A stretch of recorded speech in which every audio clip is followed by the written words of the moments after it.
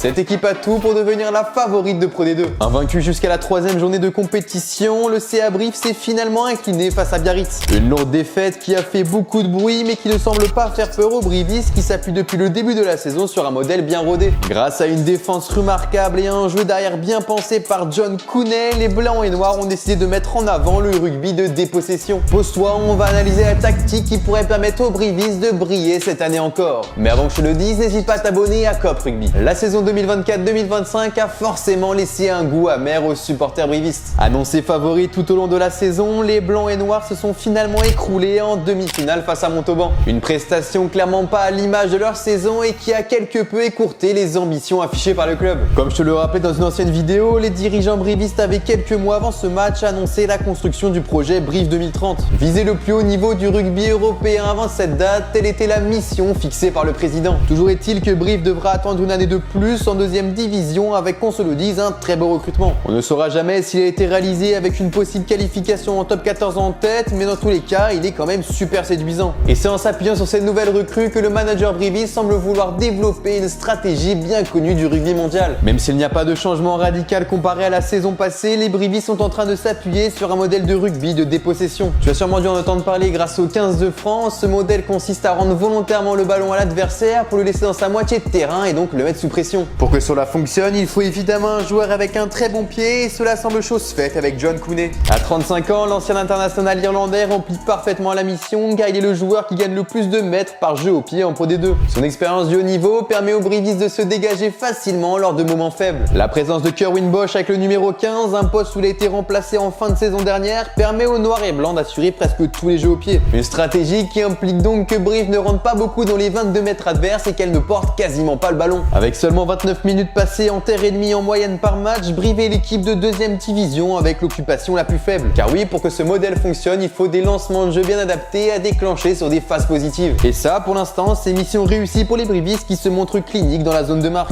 Un travail derrière encore une fois l'idée par Cooney qui s'est montré tranchant dans les derniers mètres avec 3 réalisations. L'autre point important de cette stratégie, c'est évidemment la défense qui doit être impériale. En laissant le ballon à l'adversaire, on s'expose forcément à de nombreuses attaques et les brivistes semblent avoir compris. Grâce aux efficaces Courtney Lawes ou encore le discret Yann Pesson, Brive est l'équipe avec le plus haut taux de réussite au plaquage. Un secteur primordial où les brivistes ne laissent aucune place à l'approximation. Malgré tout, il reste encore 2-3 points à régler, notamment autour des phases de conquête. C'est l'un des rares secteurs où les blancs en noir sont vraiment en difficulté, mais qui semble être connu par les différents entraîneurs. Alors si cette technique continue de porter ses fruits, je vois bien les brivistes réaliser une belle saison. Mais alors toi, t'en penses quoi de ce modèle de jeu? Dis-le moi dans les commentaires et si tu as kiffé, n'hésite pas à t'abonner à Cop Rugby.